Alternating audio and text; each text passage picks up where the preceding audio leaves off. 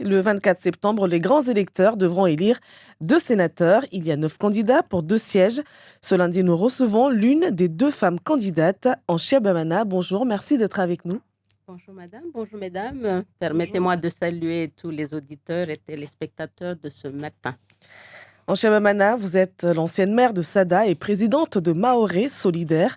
Arrêtons-nous d'abord sur cette visite express du ministre des Outre-mer. Philippe Vigier est arrivé au moment où l'île vit une terrible crise de l'eau. Parmi ses annonces, la distribution de bouteilles d'eau, 2 litres par jour aux personnes vulnérables. 200 rampes d'eau seront installées dans certaines zones. 30 millions d'euros pour permettre les interconnexions et limiter les fuites d'eau. Anchia Bamana, êtes-vous rassuré suite à ces annonces? D'abord, avant de répondre à votre question, j'aurais souhaité présenter mon remplaçant, puisque nous sommes 2 dans le cadre de ces élections. Donc, je suis accompagnée et soutenue par M. Daoudou Soumaïla, élu municipal dans la commune de Banrabois et vice-président de la communauté d'agglomération du Grand Nord. Donc, c'est quelqu'un aussi qui connaît parfaitement le fonctionnement des collectivités territoriales. Maintenant, concernant la question de l'eau, qui est un sujet primordial qui nous préoccupe tous ici à Mayotte, concernant donc les annonces du ministre, pour moi, c'est une très bonne chose si on distribue de l'eau potable en bouteille aux personnes vulnérables, mais ce n'est pas suffisant. Ce n'est pas suffisant pour moi parce qu'il y a une loi donc, qui n'est pas appliquée à Mayotte. Et si je suis élue le 24 septembre prochain, je veillerai à ce que cette loi désormais soit appliquée à Mayotte. La loi, c'est celle-ci. La loi du 30 décembre 2006 dispose le droit à chacun d'accéder à l'eau potable dans des conditions économiquement acceptables par tous pour son alimentation et pour son hygiène. Force est de constater que cette loi n'est pas appliquée à Mayotte.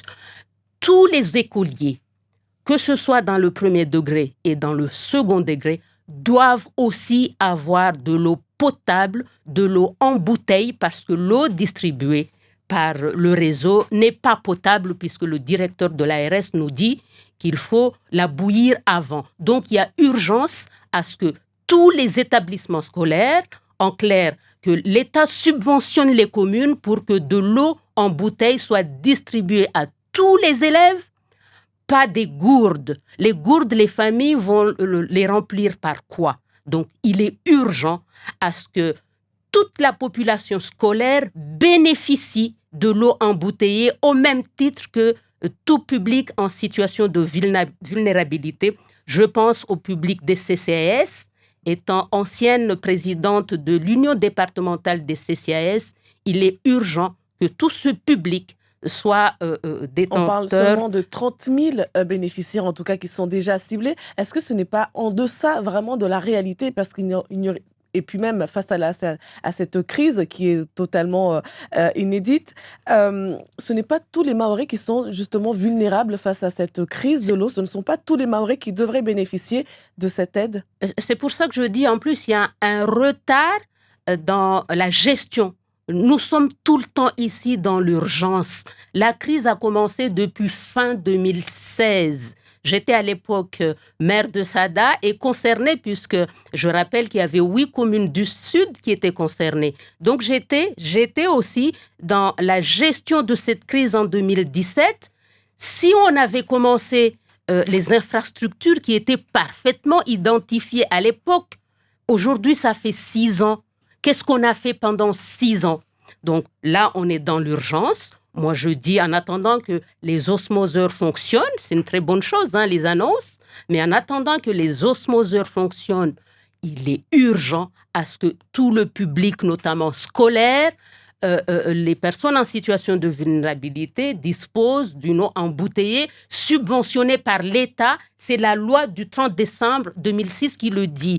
Cette loi n'est pas appliquée à Mayotte et on se battra pour que cette loi soit appliquée. Autre proposition au niveau donc de la politique de l'eau, nous proposerons, Soumaïla Daoudou et moi, à ce qu'on mette en place ici enfin la fameuse office de l'eau disponible aussi dans tous les départements d'outre-mer, sauf à Mayotte. Donc, nous demandons à ce que cet établissement administratif sous le pilotage du département soit mis enfin à Mayotte, puisque c'est un établissement qui est concerné par la politique de l'eau en remplacement du syndicat des eaux. Vous l'avez dit, la crise a débuté en 2016. Les années ont passé, pourtant rien n'a été fait. Les promesses, il y en a eu. Troisième retenue collinaire, des travaux pour justement limiter les fuites dans ce réseau qui est très vétuste. Mais vous ne pensez pas que les élus ont une part de responsabilité, une grande part de responsabilité, parce qu'on dit que c'est à cause du réchauffement climatique, mais ce n'est pas à nos élus qui n'ont peut-être pas su ou pas pu, ou je ne sais pas, qui n'ont pas su prendre leurs responsabilités en temps et en heure? Je l'ai dit, nous sommes en situation de crise. Et en situation de crise, l'État doit assurer la sécurité. Moi, je ne Mais en comprends amont, pas. il aurait d'abord fallu que ce soit les Et collectivités, justement, madame. l'État aussi a failli à sa responsabilité. Parce que quand une collectivité est en défaillance, on le voit tous les jours. Moi-même, quand je suis arrivée à Sada en 2014, je suis arrivée sur une collectivité qui était sous tutelle. Il y avait des difficultés, donc l'État avait pris la main. Donc, moi, je ne comprends pas pourquoi, depuis 2017, rien n'a été fait. L'État a laissé couler les choses, alors que c'est de son devoir aussi, quand une collectivité ne fonctionne pas, que ce soit les mairies ou les intercommunalités qui sont des collectivités, je ne comprends pas pourquoi l'État a laissé pourrir la situation. Pourquoi le syndicat n'a pas été mis sous tutelle? C'est une question qu'on se pose. Donc, c'est aussi de la responsabilité de l'État de n'avoir pas assuré la sécurité en eau de la population. Et nous, on se battra à ce que la loi de 2006 soit enfin appliquée à Mayotte et qu'une office de l'eau soit mise en place à Mayotte. Alors, le temps passe très vite. Autre sujet d'actualité, les Jeux des îles qui se sont terminés hier à Madagascar. Encore une fois, Mayotte était le seul pays apatride, si je peux m'exprimer ainsi. Pas le droit au drapeau tricolore, pas le droit d'entonner la Marseillaise. Anché Bamana, sénatrice, réagira comment face à cette situation qui ne fait que perdurer? Alors, plus globalement, notre travail, Soumaïla Daoudou et moi, nécessitera, si nous sommes élus, si les grands électeurs nous font confiance le 24 septembre prochain, c'est de faire en sorte à ce qu'on puisse mener justement un travail en profondeur dans les ministères pour que tous les textes qui engendrent une discrimination à l'égard des Mahorais soient rectifiés. Il y a deux types de textes. Il y a des textes, des décrets notamment, puisqu'on sait qu'il y a deux façons de réglementer.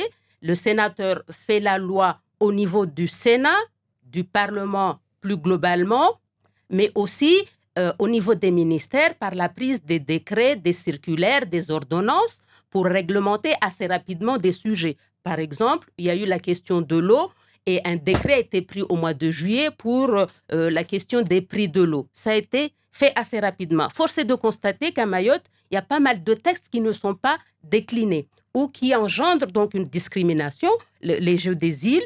Donc, en tant que parlementaire, notre devoir est de s'attaquer aux textes, notamment cette fameuse charte et le règlement intérieur qui pénalise Mayotte, notamment sur le port du drapeau. On l'a vu lors des Jeux de Madagascar. Donc, il faut que les parlementaires s'attaquent aux textes.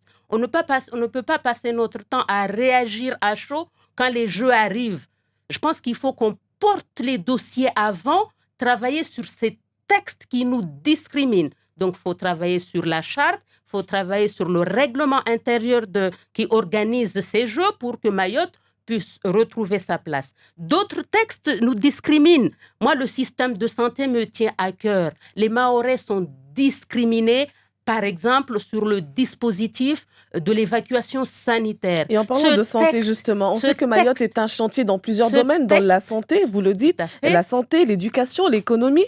Si vous deviez proposer une loi, quelle serait-elle et pour quel domaine en priorité? Alors, au niveau de la santé, il y a deux choses essentielles. Le dispositif, le texte qui régit l'évacuation sanitaire doit enfin être réformé. C'est ce texte-là, le décret du 3 septembre 2004, qui dit que pour être pris en charge, il faut absolument que ce soit la commission médicale du CHM qui vous envoie. Mais force est de constater qu'il y a beaucoup de familles mahoraises qui partent se faire soigner, soit à La Réunion, soit en métropole, de leurs propres initiatives, parce que nous avons un système de santé qui est à l'agonie, il faut le dire. Donc, le texte qu'il faudra réformer, c'est de permettre à un médecin qui est à La Réunion ou à métropole, qui suit une personne qui est partie de ses propres moyens, de mobiliser le dispositif à Mayotte. Permettre aussi à la commission médicale d'évacuation sanitaire d'évoluer et d'inclure les représentants des usagers. Ce texte ne concerne pas ces points. Donc, l'une des premières mesures, parce qu'on sait que l'évacuation sanitaire, l'ARS a investi sur l'évacuation sanitaire, le choix a été fait dans ce sens-là, au lieu de construire l'hôpital qui a été énoncé par le président Macron depuis 2019, il est urgent à ce que ce texte évolue. Un autre texte qui est sorti en 2020 lors de la crise des Covid, un décret qui est sorti, qui a permis au département des Antilles d'Outre-mer d'être renforcé en professionnels de santé, médecins, sages-femmes, pharmaciens, etc. Force est de constater que Mayotte a été complètement oublié dans ce texte. C'est le fameux décret du 31 mars 2020 qui oublie Mayotte, alors que nous savons que c'est le désert médical du territoire national. Voilà deux mesures concrètes que Soumaïla Daoudou et moi mettrons en œuvre si les grands électeurs nous le permettent. Et d'ailleurs, vous n'avez pas de mandat localement actuellement, et pourtant vous vous lancez dans un scrutin universel indirect. Seuls les grands électeurs, vous l'avez dit, pourront voter et non la population.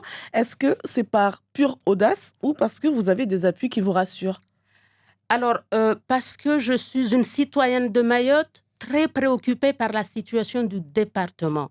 J'ai eu la chance d'être maire, j'ai eu la chance d'avoir géré une communauté des communes, du centre-ouest notamment, puisque j'étais vice-présidente. J'ai eu la chance d'avoir été présidente des CCAS, notamment les problématiques sociales que connaissent la population. J'ai la chance de travailler dans une administration d'État depuis 25 ans, donc je connais les rouages administratifs. Toutes ces expériences m'amènent à briguer ce mandat parce que je suis persuadée qu'ensemble, c'est-à-dire les 4 parlementaires, les élus du département, l'association des maires, les exécutifs des intercommunalités, ensemble, autour notamment de la conférence territoriale de l'action publique, qui est un espace de concertation et de travail en commun qui n'est pas encore mis en place à Mayotte. Je proposerai justement cette instance au niveau du département-région, puisque c'est un outil qui sera présidé par le président du département-région, pour qu'on puisse travailler ensemble, parce que sans l'unité, nous aurons du mal à peser devant l'État et à pousser les dossiers du développement de Mayotte. Le statut voilà de pourquoi je suis candidat. Département-région, Madame Anchebamana, qui n'est que sur papier au final, mais qu'est-ce que vous allez faire justement, parce que la collectivité peine à vraiment, on n'a pas vraiment les dotations de région. Je reviens quand même sur votre question avant de répondre à celle-là pour dire que ce n'est pas une question d'audace. J'estime que j'ai l'expérience nécessaire et la connaissance des collectivités et des problématiques de Mayotte, raison pour laquelle j'appelle à la confiance des grands électeurs, des 540 électeurs qui voteront le 24 septembre prochain pour qu'on puisse ensemble développer notre territoire. Oui, c'est un chantier primordial, faire en sorte à ce que le processus de la départementalisation et la décentralisation s'achève, que les collectivités aient les moyens et les compétences. C'est vraiment le fondement du prochain loi Mayotte qui est en cours de réflexion, et je prendrai aussi ma part dans cette réflexion pour nourrir ce document stratégique qui va venir, et Soumaïla Daoudou et moi, nous ferons notre possibilité pour soutenir ce projet de loi, ainsi que l'inscription donc de la sécurité de notre territoire dans la future loi Asile et Immigration qui va arriver. Merci beaucoup, Anchebamana, d'avoir été l'invité de ce Zakodi.